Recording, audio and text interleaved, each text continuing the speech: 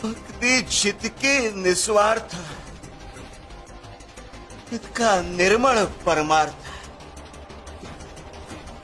अशा भक्ताचा देवाला कायम अभिमान वाटतो.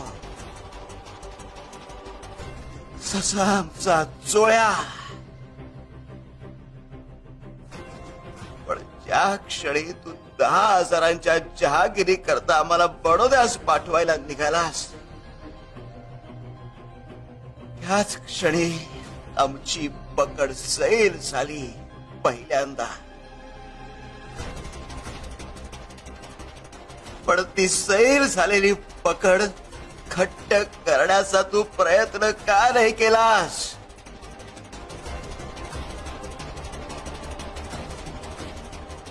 आम्ही समजवण्याचा प्रयत्न केला, पण तू वेगळी वाट धरली.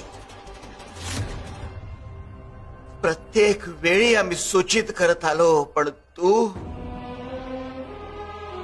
आमचा प्रयत्न फोल ठरवलास. तुझ्या सगळ्या चुका आम्ही पोटात घालू, पण आता आपली भेट होणार नाही.